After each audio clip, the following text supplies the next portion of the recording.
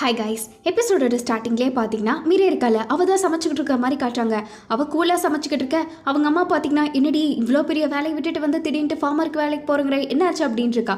நீங்கள் தானம்மா சொன்னீங்க எனக்கு பிடிச்சதை செய்வேன் அப்படின்ட்டு இருக்கும்போது, ஆனால் உனக்கு அது எதுவுமே தெரியாது என்ன பண்ண போகிறேன்ட்டு அவங்க அம்மா போயிட்டு இருக்காங்க.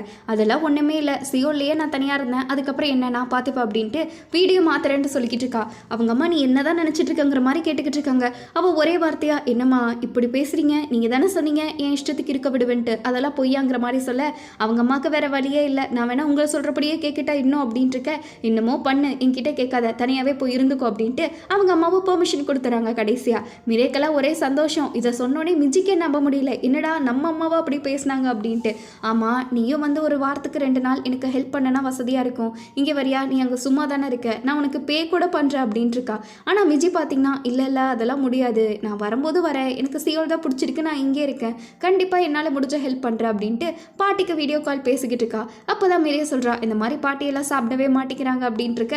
இவதான் பார்த்தீங்கன்னா இப்போ மட்டும் நீங்கள் சாப்பிடலன்னு வச்சுக்கோங்க, நான் வேணா வரட்டா அப்படின்ட்டு இருக்கா. பாட்டியெல்லாம் வேண்டாங்கும் போது அப்போ நல்லா சாப்பிடுங்க புரியுதா இல்லையா, இல்லைன்னா நான் வந்துடுவேன் அப்படின்ட்டு அவள் பேசிக்கிட்டு இருக்கா. பாட்டி சரி நான் சாப்பிட்றேன், நீ போய் உன் வேலையை பாருன்ட்டு இருக்க. இதே மாதிரி மறுபடியும் கேட்குறா வந்தால் ஹெல்ப்ஃபுல்லாக இருக்கும்ட்டு.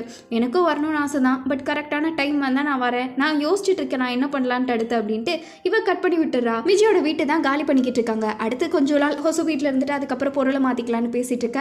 இவளுக்கு ஒரு மாதிரி ஆகிடுது. ஏன் ஒரு மாதிரி ஆகிட்டேன் அப்படின்னு கேட்கும்போது தான் எனக்கு பாட்டி ஞாபகம் வந்துருச்சு, அவங்க ஓகே தானே இருப்பாங்க அப்படின்னு இருக்க. அதெல்லாம் ஓகேவாக தான் இருப்பாங்க, வேணா நம்ம 2 பேரும் போய் பாட்டி கூட ஒரு நாள் பார்த்துட்டு வரலாம், நீ எதுக்கும் ஃபீல் பண்ணாதுன்னு இருக்க. அங்கே ஹொசுவோட அம்மாவும் மீரியோட அம்மாவும் நல்லா ஜாலியாக பேசிக்கிட்டு இருக்காங்க. மீரியோட அம்மா பார்த்தீங்கன்னா எல்லாத்தையும் ஓப்பனாக சொல்லிடுறாங்க. இந்த மாதிரி அவள் ஃபார்மராக வேலை செய்ய போகிறாளாமா, அவள் வேலையை விட்டுட்டு இங்கே வந்துட்டா, மிஜி தான் அங்கே நின்றுட்டுருக்கா. நான் 2 பிள்ளைகளை பெற்று வச்சேன், ஒன்று இங்கே இருக்கும் இன்னொன்று அங்கே இருக்குன்னு பார்த்தா 2 தலைக்கெல்லாம் மாறி இருக்குதுங்க. எவன் இங்கே இருந்தாலும் அங்கே போயிட்டா, அங்கே இருக்கிறவ இங்கே வந்துட்டா, ஏதோ புரிஞ்சுக்கவே முடியல என்னால் என் பிள்ளைகளை அப்படின்ட்டு புலம்பிக்கிட்டு இருக்க. அப்போ தான் இவங்களுக்கே ஷாக்கு, மிஜி இங்கே வந்துட்டாளா மிரி அங்கே போயிட்டாளா அப்படின்னு கேட்டுட்டு எனக்கே ஷாக்காக தான் இருக்குது, ட்வின்ஸை புரிஞ்சுக்க முடியாதுமாங்க, கரெக்டு தான் போல அப்படின்ட்டு அவங்க அம்மா புலம்பிக்கிட்டு இருக்க. ஹொசுவோட அம்மாவை பார்த்தீங்கன்னா இந்த டைம் பில்டப்லாம் இல்லாமல் ஹொசுக்கு ஹெல்த் இஷ்யூஸ் இருக்குல்ல அதை சொல்கிறாங்க. இந்த மாதிரி என் பையனுக்கு காதில் ரொம்ப பிரச்சனை, அவன் கூட போய் கொஞ்ச நாள் நான் தங்கணும் அப்படின்ட்டு. மிஜி என்ன டேட் பண்ணுறல அது என்னாச்சுன்னு கேட்டுக்கிட்டு இருக்காங்க. என் பிள்ளைக்கெல்லாம் டேட்டிங்க்கு ஆசையே இல்லை, அவ இன்னும் சின்ன பிள்ளை தான் அப்படின்ட்டு மிஜியோட அம்மா கான்ஃபிடென்ட்டாக சொல்லிக்கிட்டு இருக்க. இங்கே 2 பேரும் கையை பிடிச்சிட்டு வந்துக்கிட்டு இருக்காங்க. அப்போன்னு பார்த்தீங்கன்னா என்ன சாப்பிட போகலாம் அப்படின்ட்டு 2 பேரும் வைக்கப்பட்டுக்கிட்டே கேட்டுக்கிட்டு இருக்க. மிஜியோட அம்மா இருக்காங்களே அவங்க கரெக்டாக வந்துடுறாங்க. வந்த உடனே அவங்க அம்மா இப்போதான் என் பொண்ணு டேட் பண்ண மாட்டேன்னு சொன்னாங்க, முதல்லலாம் அவள் டேட் பண்ணிட்டு சுற்றிட்டு இருக்கா, ஹுசுவா இது அப்படின்ட்டு ஷாக் ஆகி கேட்டுக்கிட்டு இருக்க. அப்புறம் தான் இவ்வளோ பார்த்தீங்கன்னா ஆமாம்மா உங்ககிட்ட நான் சொல்லணும்னு தான் நினச்சிட்டு இருக்கும்போது என்னதான் நடந்துட்டு இருக்குன்னு அவங்க அம்மா கேட்டுட்டு இருக்காங்க. அதான் எங்களுக்குள்ள அது உருவாயிடுச்சு, அதனால தான் அப்படின்ட்டு நாங்கள் 2 பேர் லவ் பண்ணுறோம் டேட் பண்ணுறோன்ட்டு அவ சொல்லிடுறா.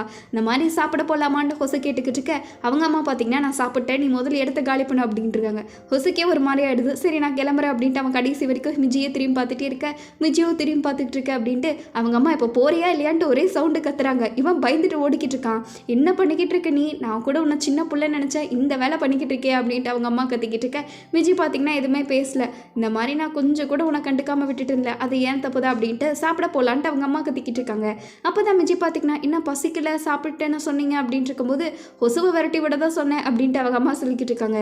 ஏமா இப்படி பண்ணுறீங்க, அவன் பாவம் இல்லை, சொல்லியிருந்தா 3 பேர் சேர்ந்து சாப்பிட்ருக்கோலன்னு சொல்லிக்கிட்டு இருக்கான். ஹொசுவை பற்றி உனக்கு தெரியுமா தெரியாதா, அவனுக்கு உடம்பு சரியில்லை அப்படின்ட்டு, உன்னால் முடிஞ்சால் மட்டும் பண்ணு இல்லைனா பண்ணாத, உனக்கு தெரியும்ல ஒருத்தவங்க உடம்பு சரியில்லாமல் இருந்தால் பார்த்துக்கிறது எவ்வளோ கஷ்டம் அப்படின்ட்டு இருக்கும்போது மிஜி பார்த்தீங்கன்னா ஸ்ட்ராங்காக இருக்கா. இந்த மாதிரி என்னதான் இருந்தாலும் உடம்பு சரியில்லைலாம் விட்டுட்டு போக முடியாதுல்ல, நான் பார்த்துக்கிறேன், நீங்கள் எதுக்கும் கவலைப்படாதீங்க, நான் ஹேண்டில் பண்ணிப்பேன் அப்படின்ட்டு அவள் ஸ்ட்ராங்காக இருக்கா. அவங்க அம்மா என்ன சொல்கிறது, நம்ம அம்மாவாக இருந்தால் போடி உள்ளன்ட்டு 2 அடி அடிப்பாங்க, அது கொரியால. சரி எப்படியோ என் பிள்ளை கஷ்டப்படாமல் இருந்தால் சரி, உனக்கு பிடிச்சிருந்தா நீ பண்ண அப்படின்ட்டு அவங்க அம்மா அதுக்கும் பெர்மிஷன் கொடுத்துட்றாங்க. இன்னொரு பக்கம் ஓனர்லாம் பார்த்தீங்கன்னா மூட்டையெல்லாம் கிளப்பிட்டு இருக்காரு, எல்லாத்தையும் பேக் பண்ணிட்டாங்க. அடுத்த போட்டு ஃப்ளைட்டு யூஎஸ்க்குன்னு இருக்கும்போது தான் ஓனருக்கு ஒரு விஷயம் ஞாபகம் வருது. அவர் பார்த்தீங்கன்னா கிராஜுவேஷன்லாம் முடிச்சுட்டு அவங்க தாத்தாக்கு இந்த அவ்வளோ கஷ்டப்பட்டீங்க இந்தாங்க என்னோட கிஃப்ட்டுன்ட்டு ஒரு ஒயின் பாட்டில் வாங்கிட்டு வந்து கொடுத்துருப்பாரு. தாத்தா பார்த்தீங்கன்னா இது எதுக்கு வயசாமல் போய் வேலை பாரு, காசெல்லாம் வேஸ்ட் பண்ணாதுன்னு வாங்கியிருக்க மாட்டாரு, இது எவ்வளோ காஸ்ட்லி தெரியுமா, உங்களுக்கு நான் கஷ்டப்பட்டு வாங்கிட்டு வந்தால் இப்படி பண்ணுறீங்க அப்படின்ட்டு இருக்கும்போது தான் தாத்தா நீ அடுத்து போய் என்ன பண்ணலான்ட்டு பாரு, இப்படி செலவழிக்கிறதுலாம் எனக்கு செலவு பண்ணாத, சேமிச்சு வை, உன்னோட லைஃப்பை பார்த்துக்கோ அப்படின்ட்டு ஃபுல்லாகவே ஓனர் மேலே தான் வைக்கிறையாக இருப்பாங்க. இது வரைக்கும் நீ இப்படியே இருந்துட்டேன்ட்டு ஃபீல் பண்ணாத, இதுக்கு மேலே உன் லைஃப் கண்டிப்பாக மாறும், ஒரு ஹோப்போட போ, கண்டிப்பாக லைஃப் உனக்காக எதனா வச்சிருக்கோன்ட்டு ஒரு மோட்டிவேஷன் கொடுத்துருப்பாங்க. சரி அதெல்லாம் இருக்கட்டும், முதல்ல இந்த வாயினையாச்சும் வாங்கிக்க அப்படிங்கும்போது தாத்தா கடைசி வரைக்கும் வாங்கியிருக்கவே மாட்டாங்க. அது இப்போதான் அவர் எடுத்து பார்த்துக்கிட்டு இருக்காரு. குடிச்சு பார்க்குறாங்க, இன்னும் டேஸ்ட் அப்படியே தான் இருக்குது. அவங்க தாத்தா நினைப்பு வந்து இவர் குடிச்சிட்டு இருக்க. இன்னொரு பக்கம் பார்த்தீங்கன்னா நம்ம ஹீரோயின் இருக்கால வீட்டை நல்லா க்ளீன் பண்ணிக்கிட்டு இருக்கா. இருக்கா எல்லாம் வெக்கேட் பண்ணுறக்காட்டி. அவங்க அம்மா பார்த்தீங்கன்னா அவள் வெளியே போகிறான்னு தெரிஞ்சோன்னே இரு நானும் வரேன் அப்படின்ட்டு மிச்சி கூடயே போயிட்டு இருக்காங்க. அவள் நான் வீடு தான் பார்க்க போகிறேன், நீங்கள் இங்கே இருக்கும்போது ஊர்லேருந்து நான் உனக்காக தான் வந்தேன் வீடு பார்த்து கொடுக்கணுன்ட்டு சரியா அப்படின்ட்டு இருக்க. மிஜிக்கே சந்தோஷமாக இருக்குது, அவங்க அம்மா இப்பெல்லாம் அவன் மேலே அக்கறைப்படுறது என்ன அதிசயம் அப்படின்ட்டு இருக்க. சரிவா இழிச்சிட்டே இருக்காதுன்ட்டு அவங்க அம்மா கூட்டிகிட்டு போயிட்டு இருக்காங்க. இங்கே மீறி இருக்கால அவளை மீட் பண்ணுறதுக்கு டே வந்திருக்கான். என்ன விஷயம் ஆஃபீஸ் ஒர்க்கிங் ஹாரில் வந்திருக்கீங்க, கம்பெனிலலாம் எப்படி இருக்காங்க எல்லாம் ஓகே ஆகிடுச்சா அப்படின்னு கேட்டுட்டு இருக்கும்போது அவன் சொல்கிறான், இவங்க மேனேஜர் இருப்பாங்களே எப்போ பார்த்தாலும் ஃப்ராடு பேசிட்டு அவனை பார்த்தீங்கன்னா வேலையை விட்டே தூங்கிட்டாங்க. அதுக்கப்புறம் இன்னொரு ஹெட்டாக இருப்பார் பார்த்தீங்களா, அவரை பார்த்தீங்கன்னா அவள் பிரான்ச் மாற்றி போட்டுட்டாங்க, அது ப்ரமோட் பண்ணி விட்டுட்டாங்க. அவர் இப்போ கீழே தான் வேலை செஞ்சாகணும். அதுக்கப்புறம் ஆல்ரெடி நம்ம பார்த்துட்டு போல எல்லாருமே பிரான்ச் மாற்றிட்டாங்கன்ட்டு. அதே தான் இப்போ எங்கள் அக்காவை ரூமை விட்டு வெளியே வந்துட்டா நானும் குவிட் பண்ண போகிறேன், இனிமேல் நான் எனக்கு பிடிச்சதை பண்ண போகிறேன்ட்டு அவனும் பார்த்தீங்கன்னா வேலையை குவிட் பண்ணுற மோட்டிவேஷனில் இருக்கான். நம்ம ஹீரோயினுக்கு என்ன சொல்கிறதுனே தெரியல, எல்லாமே இப்படியோ சீனியர் நார்மல் ஆகிட்டாங்கிறது சந்தோஷமாக தான் இருக்குது. விஜயோட அம்மா பார்த்தீங்கன்னா அங்கே பேரத்தை நல்லா பேசிக்கிட்டு இருக்காங்க. வீடு எவ்வளோ பெரிய வீடு கட்டினாலும் சரி சரி இதை விட பெரிய வீடு கிடைக்குமா, இங்கே ஸ்லாப்லாம் டோரே இல்லாமல் இருக்கு பாருங்க அப்படின்ட்டு அப்படி பேசிட்டு இருக்காங்க. அவங்க ஒரு பெரிய வீட்டுக்கு கூட்டிகிட்டு போனால் சரி இது ரொம்ப ரெண்ட் ஜாஸ்தியாக இருக்குது, என் பொண்ணுக்கு இன்னும் கொஞ்சம் சின்னதாகவே இருந்தால் போதும் ஒரு ஆள் தங்கறதுக்கு தானேன்ட்டு மாற்றி மாற்றி பேசிகிட்டு இருக்க. மிஜிக்கே ஏமா இப்படின்ட்டு இருக்கு. கடைசியில் பார்த்தீங்கன்னா ஒரு சின்ன வீடு ஸ்டுடியோ மாடி இருக்குது, அதுக்கு அப்பாயின்மெண்ட் சைன் பண்ணுறதுக்கு உட்காந்துக்கிட்டு இருக்காங்க. ஏமா இதை நான் அப்படியே விட்டுருக்கலாம்ல நானே பண்ணியிருப்பேன்ட்டு அவன் மூஞ்சி இழுத்துட்டு இருக்க. ஓனர் பார்த்தீங்கன்னா 30,000 ரூபாய் அட்வான்ஸ் கொடுத்துருக்காங்க. ஆனால் அவங்க அம்மா பார்த்தீங்கன்னா சரி நான் இப்போவே கொடுத்துட்றேன், ஆனால் என்ன அட்வான்ஸ் கொஞ்சம் ஜாஸ்தியாக கொடுத்துட்டு ரெண்ட்டு கொஞ்சம் கம்மியாக கொடுக்க முடியுமா அப்படின்னு கேட்டுக்கிட்டு இருக்காங்க. அவங்க கேட்குறேன்னு போக மிஜி கிட்ட காசு இல்லைம்மா, என்கிட்ட கம்மியாக தான் இருக்குது, என்ன நீங்கள் எக்ஸ்ட்ராவாக சொல்லிக்கிட்டு இருக்கீங்க, என்கிட்ட காசு இல்லைன்னு சொல்லிட்டு இருக்கும்போது அவங்க அம்மா நான் என் சேர்த்து வச்சிருக்கேன்ல நான் இப்போதைக்கு போடுறேன் நீ அதுக்கப்புறம் போடு அப்படின்ட்டு ரொம்பவே பொண்ணு மேலே பாசமாக இருக்காங்க. இவளுக்கு இப்போ தான் சந்தோஷமாக இருக்குது, அவங்களும் அதே மாதிரி ஓனரும் ஒத்துக்கிட்டாங்க அப்படின்ட்டு சைன் போட சொல்கிறாங்க. ஃபர்ஸ்ட் டைம் இவள் சைன் போட போகிற போல் நல்லா ரொம்ப எக்ஸைட்மெண்ட்டாக இருக்கா. அவங்க அம்மா பேர் எழுதக்கூடாது சைன் தான் போடணும் புரியுதா அப்படின்ட்டு இருக்க. சரிம்மா அப்படின்ட்டு 2 பேரும் ஏதோ IAS ஆகி நாட்டை காப்பாற்றுற சைன் போடுற மாதிரி அப்படியே போட்டுக்கிட்டு இருக்க. அவங்க அம்மா சரி உனக்கு ஒரு ஸ்டாம்ப் நான் வாங்கி தரேன் சிக்னேச்சர் ஸ்டாம்ப்ன்ட்டு குழந்தை மாதிரி பார்த்துக்கிட்டு இருக்காங்க. இன்னொரு பக்கம் ஹொசுவோட அம்மாவுக்கு யாரோ உங்களை மீட் பண்ண வந்திருக்காங்க அப்படின்ட்டு கால் வருது. யார் இது என்ன புதுசாக சொல்கிறீங்க அப்படின்ட்டு அவங்க அம்மா ஷாக்கா என்னன்னு கேட்டுட்டு இருக்க. அங்கே பார்த்தா ஹொசு இருக்கான்ல அவன் வந்திருக்கான். அவங்க அம்மா ரொம்ப நாளாவே இவனை கூப்பிடணும்னு சொல்லிட்டு இருந்தாங்களே அதனால அவன் சர்ப்ரைஸ் கொடுக்கலான்னு வந்துட்டு இருக்க. அவங்க அம்மாவுக்கு ஷாக் ஆயிடுச்சு என்ன பண்ணி வந்திருக்கேன்ட்டு. கம்பெனியில் இருக்கிறவங்களா நீங்கள் சொன்ன மாதிரியே உங்கள் பையன் அழகாக இருக்கானே அப்படின்ட்டு பெருமை பேச ஆரம்பிச்சுட்டு உங்களை பார்க்கணுன்னு தாம்மா வந்தேன், இந்தாங்க பொக்கே அப்படின்னு பொக்கையெல்லாம் வாங்கிட்டு வந்திருக்கான். அவங்க அம்மாவுக்கு தலைக்கால புரியல, எல்லாமே ஓகே தானே கேட்டுட்டு இருக்கும்போது தான் அவங்க அம்மா எதையும் கேட்கல ஸ்ட்ரைட்டாக மீறி இந்த மாதிரி வேலை ரிசைன் பண்ணிட்டால அவள் இந்த மாதிரி ஃபார்ம் வச்சிருக்கா தெரியுமா, இப்போ கூட அந்த ஆளு கூட தான் அவள் வேலைக்கு போயிட்டு இருக்கா. எனக்கு தெரிஞ்சு கண்டிப்பாக அவங்க 2 பேர் லவ் பண்ணுவாங்கன்னு நினைக்கிறேன், ரூமர்லாம் போயிட்டு இருக்கு தெரியுமா, எப்படியோ அவங்க கப்பல் ஆனால் சரி நல்ல கப்பலாக இருந்தால் சரி அப்படின்ட்டு மிஜியும் அவரும் லவ் பண்ணிட்டு இருப்பாங்கன்னு நினச்சிட்டு இருப்பாங்களே அதை சொல்லிக்கிட்டு இருக்க. இவன் அப்பெல்லாம் இருக்காது அப்படின்னு சொல்கிறான். அது எப்படி இவ்வளோ ஸ்ட்ராங்காக சொல்கிறேன்ட்டு அவங்க அம்மா கேட்கும்போது இவன் சொல்லிட்டு இருக்கான், ஏன்னா நானும் மிஜியும் டேட் பண்ணிக்கிட்டு இருக்கோம் அப்படின்னோடனே இவங்க அம்மாவுக்கு ஒரே ஷாக்கு, என்னடா இது சொல்லவே இல்லை அப்படின்ட்டு. எப்போலேருந்து டேட் பண்ணுறா என்கிட்ட சொல்லவே இல்லை அப்படின்ட்டு, அதனால தான் மிஜி சியோலில் இருக்காளான்னு கேட்டுட்டு இருக்காங்க. அதெல்லாம் ஒன்றுமே இல்லை, ஆனால் அவள் தான் எனக்கு கஷ்டமாக இருந்தா, நான் எப்பப்பெல்லாம் டவுனாக இருக்கணும் அவள் தான் கூட இருப்பாங்க போது அவங்க அம்மா நம்ம ஒரு அம்மா மாதிரிலாம் இல்லை கைஸ் ரொம்பவே சந்தோஷப்பட்டுட்டு இருக்காங்க. எப்படியோ என் பையன் நல்லா இருந்தால் சரி அப்படின்ட்டு. இந்த மாதிரி நானும் மிஜியும் சேர்ந்து தான் இவ்வளோ நாள் எப்படியோ போராடிட்டு இருக்கோம் அப்படிங்கும்போது இதை நீ முன்னாடியே சொல்லியிருக்கலாம்ல, அது தெரியாமல் நான் அவளை எப்படியெல்லாம் பேசிட்டேன் குழந்தை மாதிரி இருக்கான்ட்டு அப்படின்ட்டு இருக்க. ஆமாம் நீங்கள் அன்றைக்கே சொன்னீங்களா அவள் குழந்தைன்ட்டு இருக்க, அதெல்லாம் ஒன்றும் இல்லை நான் சும்மா சொன்னேன், உனக்கு மிஜி தான் கரெக்டு, இவள் இவ்வளோ நல்லா பொண்ணுன்ட்டு அப்படியே பேச்சை மாற்றிட்டு இருக்காங்க. இன்னொரு பக்கம் மிஜியும் அவங்க அம்மாவும் சாப்பிட்ருக்காங்க. சரி நீங்கள் ஏதோ ட்ரிப்பெல்லாம் போகணுன்னு சொன்னீங்களா ஆசைப்பட்டீங்களா அதை போயிட்டு வாங்க அப்படிங்கும்போது அவங்க அம்மா பார்த்தீங்கன்னா அதெல்லாம் காசு செலவாயிடும் வேண்டாம் அப்படின்ட்டு சொல்லிட்டு இருக்காங்க. என்னம்மா நீங்கள் எங்கேயாச்சும் போய் என்ஜாய் பண்ண வேண்டியதானே அப்படிங்கும்போது தான் அவங்க அம்மா சொல்கிறாங்க, சின்ன வயசில் அவங்களுக்கும் இந்த ஊரெல்லாம் சுற்றி பார்க்கணும் அப்படின்ட்டு இந்த ஆர்ட் கிளாஸ்லலாம் ரொம்ப இன்ட்ரெஸ்ட்டாக இருந்திருக்கும். அதனால தான் இவங்க சியோல் வந்து ஆர்ட்டும் படிச்சுட்டு இருப்பாங்க. பட் அந்த டைமில் இவங்கள வீடெல்லாம் நிறையா பேர் ஸ்கேம் பண்ணியிருப்பாங்களாமா, சின்ன வீடு 20,000 காட்டி அந்த மாதிரி. அதனால் என் பொண்ணை கஷ்டப்படக்கூடாதுன்னு தான் இவ்வளோ தூரம் வந்தேன், உங்கள் அப்பாவை கல்யாணம் பண்ணதுக்கப்புறம் ஊர் சுற்றலான்னு நினச்சேன், அப்புறம் பார்த்தா என் வீட்டை கூட பார்த்துக்க முடியல, உங்கள் 2 பேர்த்தையும் இப்போ நான் பார்த்துக்கிட்டு இருக்கேன்ட்டு அவங்க அம்மா புலம்பிட்டு இருக்கா. இவ்வளோ பெரிய ஆசையெல்லாம் இருந்திருக்கா அவங்களுக்குங்கிற மாதிரி பேசிக்கிட்டு இருக்கா. ஆமாம் இப்போ தான் ரொம்ப நாள் கழிச்சு சியோல் வந்தது நல்லா இருக்குது அப்படின்ட்டு அவங்க அம்மா ஆர்ட் மேலே வச்சிருக்க ஆசையெல்லாம் சொல்லிட்டு இருக்க. நம்ம மிஜி பார்த்தீங்கன்னா அவளும் இப்போ தானே ஸ்டார்ட் பண்ணலான்ட்டு இருக்கா அவள் லைஃபையே, அதனால் நானும் ஸ்டார்ட் பண்ணுறேன் நீங்களும் இந்த மாதிரி ஆர்ட் கிளாஸ் கண்டிப்பாக போனுங்கும்போது அவங்க அம்மா அதெல்லாம் வயசாயிடுச்சுன்னு சொல்லிக்கிட்டு இருக்காங்க. ஆனால் மிஜி இவ்வளோ நாள் இல்லாமல் நானே பண்ணுறேன் நீங்கள் பண்ண மாட்டீங்களான்ட்டு அவங்க அம்மாவை கம்பல் பண்ணிட்டு இருக்க. அவங்க அம்மாவும் சரி நான் ஜாயின் பண்ணுறேன், பட் இங்கே பார்த்துட்டு நான் ஊருக்கு போகிறேன் வரக்கு தோணுச்சுன்னா வந்துடு அப்படின்ட்டு இருக்க. ஃபர்ஸ்ட் டைம் அவங்க அம்மாவை அப்படியே மனசார கட்டி பிடிக்கிறா. இவ்வளோ நாள் அவங்க அம்மா பாசமே கிடைக்காத மாதிரி. சரி சரி ரொம்ப பாசம் புளியாத நான் போயிட்டு வரேன் அப்படின்ட்டு அவங்க அம்மா வழி அனுப்பி வச்சுட்டு இருக்க. இவளுக்கு அவ்வளோ வைக்க வருது இவங்க அம்மா இப்போ மாறிட்டாங்கன்ட்டு. கோர்ட்டில் பார்த்தீங்கன்னா கேஸ் முடிச்சிருச்சு, பார்க்குக்கு சரியான தண்டனை கிடச்சிருச்சு போல. வெளியே வரும்போது கத்திட்டு வந்துக்கிட்டு இருக்கான். என்ன இப்படி கத்திக்கிட்டு இருக்கீங்க, இதுக்கு மேலே உங்ககிட்ட பேசுறதுக்கு எனக்கு எதுவுமே இல்லை, அதான் கோர்ட் முடிவு பண்ணிடுச்சுல அப்படின்ட்டு இருக்க.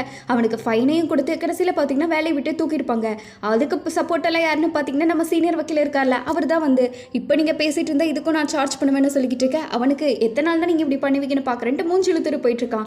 இப்போ பார்த்தீங்கன்னா கடைசியாக நம்ம ஹீரோயின் கேஸை வக்கீலே எடுத்து நடத்திட்டு இருக்காரு. நீங்கள் ரொம்ப தேங்க்ஸ், உங்களால் தான் இப்போல்லாம் என்னால் பண்ண முடியுது, நீங்கள் பண்ண உதவிக்கு ரொம்ப நன்றின்னு சொல்லிட்டு இருக்கேன். அதெல்லாம் இருக்கட்டும், என்னோட கடமையை தான் நான் செஞ்சுட்ருக்காங்க. அங்கே ஓனர் பார்த்தீங்கன்னா ஏர்போர்ட்டில் தனியாக வெயிட் பண்ணிக்கிட்டு இருக்காங்க, வழி அனுப்ப கூட ஆள் இல்லாமல். என்ன வாழ்க்கடா இது, என்னதான் இருந்தாலும் நான் யாருக்கு வெயிட் பண்ணணும், கிளம்பலாம் அப்படின்ட்டு இருக்கும்போது கடைசியில் நம்ம மீரே இருக்கால, அவள் கால் பண்ணிக்கிட்டு இருக்கா. எங்கே இருக்கீங்க, நான் உங்களை பார்க்க ஏர்போர்ட்டுக்கு வந்துட்டுருக்கேன் அப்படிங்கும்போது அவர் கத்திட்டு இருக்காரு. நான் இப்போ உள்ளே வந்துட்டேனே, கொஞ்சம் முன்னாடி கால் பண்ணியிருக்கலாம்ல, நீங்கள் தான் வரமாட்டேன்னு சொன்னீங்க, இப்போ திடீர்னு சர்ப்ரைஸ் கொடுக்குறேன்னு வந்திருக்கீங்க, ஏன் இப்படி பண்ணுறீங்க அப்படின்ட்டு அவர் கத்திட்டு இருக்க. இல்லை, நான் உங்களுக்கு தேங்க்ஸ் நேரில் சொல்ல ஆசைப்பட்டேன், அதுக்கு தான் கூப்பிட்டேன், மற்றபடி எதுவும் இல்லை, வேறு எதுவும் முக்கியமான விஷயம்லாம் ஒன்றும் இல்லை, நீங்கள் பார்த்து போயிட்டு வாங்கன்ட்டு அவள் கேஷுவலாக பேசிக்கிட்டு இருக்கா.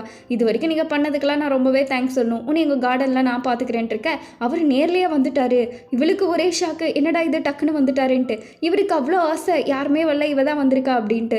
இந்த மாதிரி நான் உங்களுக்கு தேங்க்ஸ் சொல்ல தான் கூப்பிட்டேன், பார்த்து போயிட்டு வாங்க அப்படின்ட்டு இருக்கும்போது, நேற்று வரமாட்டேன்னு நினச்சேன், இன்றைக்கி வந்துட்டீங்க, ரொம்ப சந்தோஷம், நான் கூட நீங்கள் வரலையான்ட்டு ரொம்ப மிஸ் பண்ணுவேன் அப்படின்ட்டு இருக்கேன். அதெல்லாம் ஒன்றுமே இல்லை அப்படின்ட்டு இன்னொரு டைம் இந்த வெளியூர்லாம் வரீங்களான்னு கேட்குறா. ஹீரோயின் அதை அவாய்ட் பண்ணுறா. சரி, நீங்கள் லெட்டரெல்லாம் போடுவேன்னு சொல்லியிருக்கீங்க, மறந்துடக்கூடாது, எப்போ வேணாலும் எனக்கு கால் பண்ணும், புரியுதா, ப்ராமிஸ் அப்படின்ட்டு இருக்க. போன டைம் பார்த்தீங்கன்னா ரொம்ப தயங்கினால, ஆனால் இந்த டைம் அந்த தயக்கமெல்லாம் இல்லை, அப்படியே ப்ராமிஸும் பண்ணுறா. ப்ராமிஸ் பண்ணால் நம்ம ஹக் பண்ணலான்னு நினைக்கிறேன், எந்த தப்பும் இல்லையே அப்படின்னு கேட்டுக்கிட்டு இருக்க. ரெண்டு பேரும் ஒரு வாமா ஹக் கொடுத்துக்கிட்டு இருக்காங்க. ஹீரோயினுக்கு சிரிப்பு தான் வருது, இருந்தாலும் ஓனருக்கும் மனசில் கிட்டி சந்தோஷம் இருக்க. மிஜி பார்த்தீங்கன்னா ஹொசு ஹாஸ்பிட்டலில் செக்கப்புக்கு வந்திருக்கா. நான் வேணா உனக்கு பதிலாக பெட் ரெஸ்ட் மாற்றி எடுத்துக்கிட்டா, எங்கள் அக்கா கூட நான் பண்ணுவேனே அந்த மாதிரி பண்ணட்டான்ட்டு அவள் ஹாஸ்பிட்டல்லே உட்காந்து கொஞ்சிக்கிட்டு இருக்காங்க. நீ எப்போ பிபி க்யூர் ஆவன்ட்டு.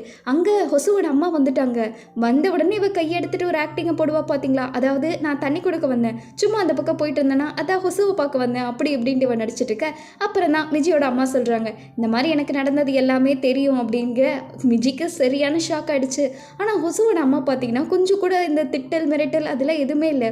நீங்கள் சொல்லவே இல்லை இவ்வளோ நாள் டேட் பண்ணுறது, ஹொசு உனக்கு ரொம்ப பிடிக்குமா, நீ வந்ததுக்கப்புறம் தான் உன் வாழ்க்கையே ரொம்ப நல்லா இருக்குன்னா, ஆனால் எனக்கு தெரியும் நீ தான் உனக்கு பொருத்தமான ஆளுன்ட்டு, சரியா, அவனை நல்லா பார்த்துக்கோ, நீங்கள் ரெண்டு பேரும் சேர்ந்து சந்தோஷமாக இருங்க, எனக்கு அதுதான் ஆசை அப்படின்ட்டு அவ்வளோ ஸ்வீட்டாக மிஜிக்கிட்ட பேசிகிட்டு இருக்காங்க. மிஜிக்கே என்ன ரொம்ப ஆயிடுது. ரெண்டு பேரும் ஒரு ஆக்வர்டாக பாய் சொல்லிட்டு இவ வெளியே வந்துக்கிட்டு இருக்க. எல்லாமே முடிஞ்சுன்னு சந்தோஷமாக இருக்கா. பட் சந்தோஷம் நீடிக்காது இல்லையா. மிஜிக்கு சடனாக ஒரு கால் வருது. வந்த உடனே பார்த்தீங்கன்னா பதறி அடிச்சுட்டு ஓடிக்கிட்டு இருக்கா. என்னாச்சு, அப்படி எங்கடா போகிறோன்னு பார்த்தா கடைசியாக அவங்க அம்மா இருக்காங்களே, அவங்களும் உட்காந்து அழுதுகிட்டு இருக்காங்க. இவ வந்தோடனே பாட்டி எப்படி இருக்காங்க அப்படின்னு கேட்டுக்கிட்டு இருக்கா. பாட்டிக்கு பார்த்தீங்கன்னா ஹார்ட் அட்டாக் ஆமா, அதனால இப்போ தான் கொஞ்சம் க்யூர் ஆகிடுச்சு, பட் கொஞ்சம் கிரிட்டிக்கலாக தான் இருக்காங்க அப்படின்ட்டு இருக்கும்போது, மிஜி பறந்துக்கிட்டு இருக்கா. அப்படின்னா நம்ம ஹாஸ்பிட்டல் கொண்டு போகலாம், வேறு ஹாஸ்பிட்டலுக்கு போய் பார்க்கலாம் அப்படிங்கும்போது, ஆனால் அவங்க அம்மா பார்த்தீங்கன்னா பாட்டி வீட்டுக்கு போகணும்னு சொல்லியிருக்காங்க, நம்ம வீட்டுக்கு தான் கூட்டிகிட்டு போகிறோன்னு சொல்லிட்டு இருக்காங்க. பாட்டியோட ஆசையை நம்ம நிறைவேற்றணும் அப்படின்ட்டு இருக்க. மிஜினால அக்செப்ட் பண்ண முடியல. அது எப்படிமா, பாட்டி தான் விவரம் புரியாமல் பேசுகிறாங்க, நீங்கள் எப்படி விடலாம், நம்ம ஹாஸ்பிட்டல் கூட்டிகிட்டு போகலாம் அப்படிங்கும்போது தான் அவங்க அம்மா சொல்கிறாங்க, புரிஞ்சுக்கோ, பாட்டிக்கு அவ்வளோதான் வயசாயிடுச்சு, கடைசியாக அவங்க சாகும்போதாச்சும் நிம்மதியாக செத்துட்டு போகிறாங்க, அவங்க வீட்டுக்கு போகணுன்னு ஆசைப்பட்றாங்க, எவ்வளோ நாள் ஆச்சு தெரியுமா அவங்க வீட்டுக்கு போயிட்டு அவங்க அம்மா அழுக ஆரம்பிச்சிடுறாங்க. மிஜிக்கு எப்போ தான் எல்லாமே புரியுது, சரி எல்லாமே இருந்தாலும் ஒரு நாளுக்கு தானே, லூஸ் பண்ணி தான் ஆகணுன்ட்டு அவங்க பாட்டிக்கு போய் கேட்குறா. பாட்டியும் பார்த்தீங்கன்னா இந்த மாதிரி நீங்கள் ஊருக்கு போகணுமா அப்படின்ட்டு, வீட்டுக்கு போகலாமா அப்படின்னு கேட்டுட்டு இருக்கா. பாட்டியும் தூக்கத்திலே பார்த்தீங்கன்னா சொல்லிட்டு இருக்காங்க, இந்த மாதிரி இப்போ உங்களுக்கு ஹாஸ்பிட்டல் போகிறது பிடிக்கலையா, வீட்டுக்கு தான் போட நினச்சிட்டு இருக்கீங்களா அப்படின்ட்டு இருக்க. பாட்டியும் பார்த்தீங்கன்னா ஆமாம் வீடு வீடுன்னு சொல்லிட்டு இருக்காங்க. அப்போவே இவளுக்கு புரிஞ்சிருது எல்லாமே முடிஞ்சிருச்சுங்கிற மாதிரி. இவளுக்கு எவ்வளோ கஷ்டமாக இருக்குது, பேசாமல் போன டைமே வந்து பார்த்துருக்கலாம் போல், ஏமாந்துட்டோம் அப்படின்ட்டு. அதே மாதிரியே பாட்டியை வீட்டுக்கு கூட்டிகிட்டு வந்துடுறாங்க. என்னது அது மாதிரிலாம் அந்த மெடிக்கல் கேர்லாம் இருக்குது, வீட்டில் படுக்க வச்சுருக்காங்க. இவங்க யாருக்குமே மனசில் மிஜி அப்படியே என்னடா நடக்க போகுதுங்கிற மாதிரி பார்த்துக்கிட்டு இருக்க. இன்னொரு பக்கம் அம்மாவை மீறே சமாதானப்படுத்திட்டு இருக்கன்ட்டு அதோட இந்த எபிசோட் முடிக்கிறாங்க. எப்படி கைஸ், கண்டிப்பாக இந்த எபிசோட் ஒரு ஹார்ட் வார்மிங்கான எபிசோடாக தான் இருக்கும். பட் அடுத்த எபிசோட் பார்த்தீங்கன்னா ஒரு ஃபீல் குட்டான எபிசோட். ஏன்னா நம்ம பாய் பாய் சொல்ல வேண்டிய எபிசோட் அது. ஸோ நாளைக்கு மறக்காமல் பார்க்க வந்துடுங்க. இந்த வீடியோ பிடிச்சிருக்கா இல்லையா அப்படின்னு கமெண்ட்டில் போய் சொல்லிட்டு போவீங்கன்னு நினைக்கிறேன். லைக் ஷேர் சப்ஸ்கிரைப்லாம் பண்ணிக்கோங்க. அடுத்த எபிசோடில் மீட் பண்ணுறேன். அது வரைக்கும் பாய் ஸ்வீட்டீஸ்.